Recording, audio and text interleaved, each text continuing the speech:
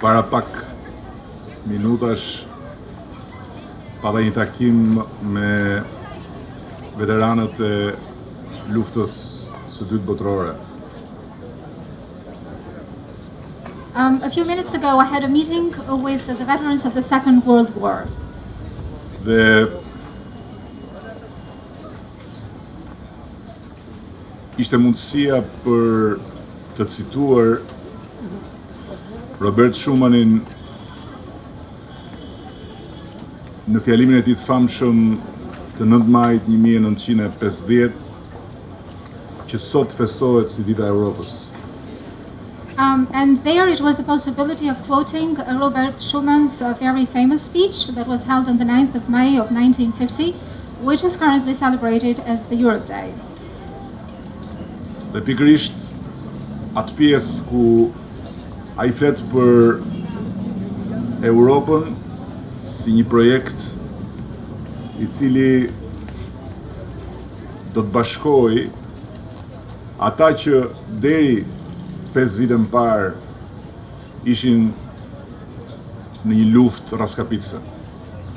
And it was about that project, a project that would unite Europe, would unite those countries that only 5 years before that period in time were devastated by wars. Dhe shembulli i një vizionari që kishte provuar torturat në burgjet e Gestapos dhe plagët në barikadat e rezistencës franceze, dhe vetëm 5 vjet më pas bënte thirrje për të kapërcyer lumin e gjakut midis Gjermanisë dhe Francës dhe për ta filluar nga Gjermania dhe Franca rrugën e një bashkimi të madh evropian, është pas më të vogël ndryshim një shembull që ju ka vlejtur dhe ju vlej të gjithë gjeneratave në rrugën e bashkëjetesës në Bashkimin Evropian. There is no doubt whatsoever that it was this visionary person, this person that was subject to tortures in the Gestapo prisons, this person that was subject to wounds in the French barricades, this person that had the courage of asking Germany and France and other countries to leave behind the very bloody pains of the war and be united in Europe. And there is no doubt whatsoever that it is this example of this visionary person that is a very good inspiration for all the countries to be united in Europe and for all the generations to be in support of this idea. Anyway, dhe sot unë kam shumë kënaqësi që të kem privilegjin që pak minuta më pas të flas për Europën, jo me veteranët e luftës, po me gjeneratën tjetër. And I have the pleasure today that some minutes after the meeting I quoted at the beginning of my speech, that I have the pleasure and privilege not to talk with veterans of the war, but to talk with the participants of the generation of the future.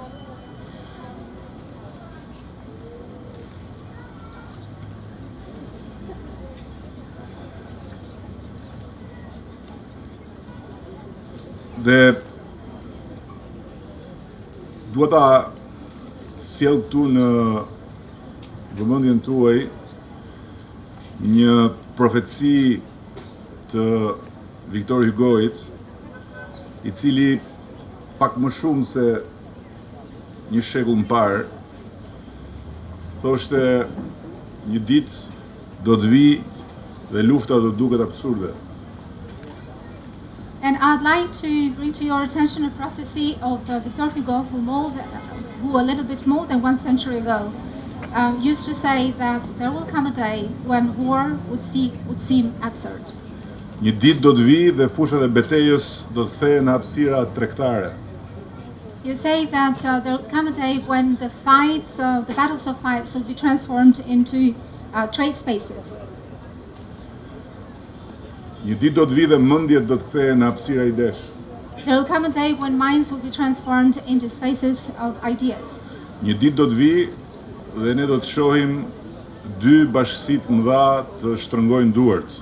There will come a day when we'll see two huge, two great powers to shake their hands. Shtetet e Bashkuara të Amerikës dhe Shtetet e Bashkuara të Evropës. That is the United States of America and the United States of Europe. Dhe vazhdon Victor Hugoi, për ta sjellë atë ditë nuk do të duhen 400 vjet, sepse ne jetojmë në një kohë që ecën shumë shpejt. And Victor Hugo continues that in order to have that date of reality, we won't need 400 years because we live at a time when things go very smoothly and quickly. Dhe nëse Victor Hugoi mendonte se jetonte në një kohë që ecte shumë shpejt, parafityroni se sa më shpejt ecën koha jonë. And if Hugo thought that he lived at a time where the time which was very pacey, imagine how speedy the time we live into is. Dhe Dita e Europës është dita më e mirë për të kujtuar për shpejtësinë e kohës. And I think that the Day of Europe is the best day to be recalled of the speed of time. Për shpejtësinë e kohës që e bën të ardhmen krejt ndryshe kur e kaluara kur formsohet mbi dhimbjet e të kaluara si mësim dhe jo si ushqim. And it transformed the day into a very speedy day when the future is shaped by the pain of the past, not as a way of going forward, but as a way of moving forward.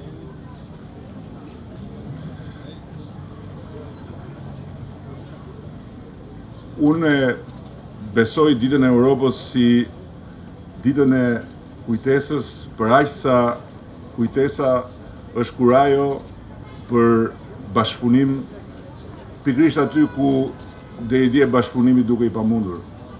I recall the Europe Day as a remembrance day for cooperation, for a cooperation that seemed impossible in the past.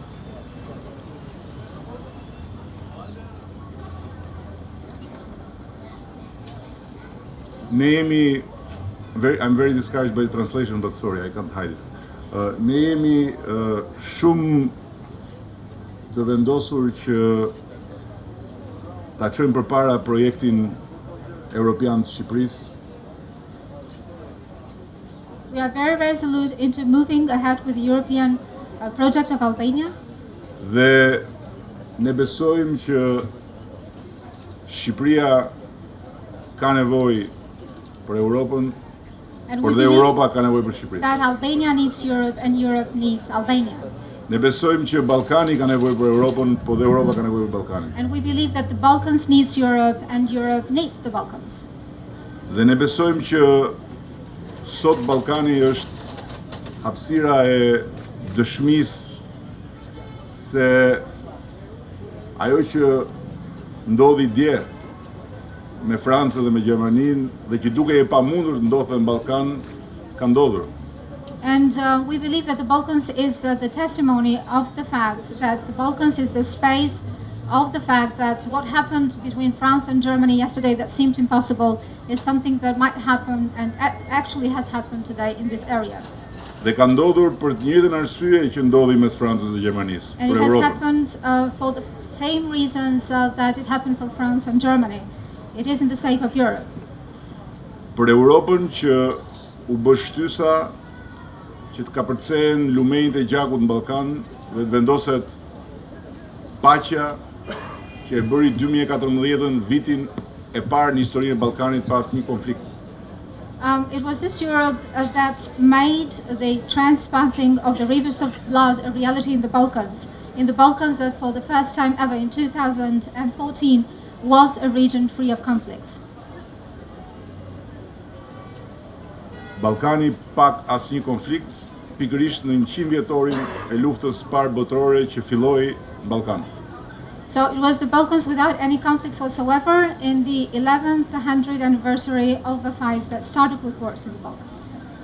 Nevoja për Europën I bëri të gjithë në Ballkan të shkojnë përtej inercisë të shkuarës dhe të hapin një faqe të re.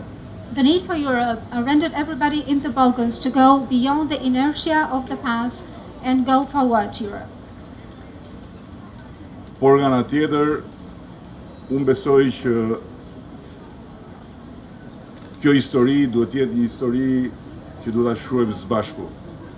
Dhe atë që Ballkani bëri në emër të Europës, Europa do ta bëjë në emër të Ballkanit.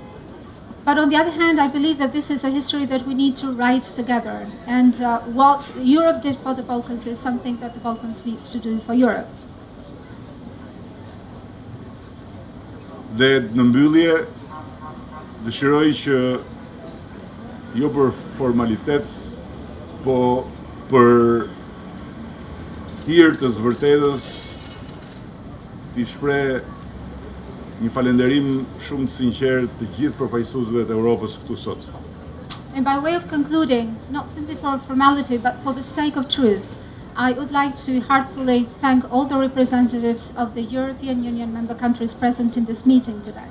Dua t'i falenderoj për bashkëpunimin që kemi, dua t'i falenderoj për sensin e tyre të përgjegjësisë në përpjekjen për ta mbështetur Shqipërinë në rrugën e integrimit.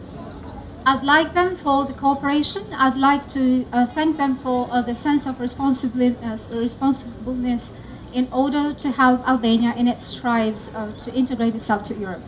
Dhe sigurisht dua shumë t'i falenderoj edhe për mbështetjen konkrete që gjithsecili po përpiqet na jap për të realizuar objektivin e parë afat shkurtër që është statusi I vendit kandidat.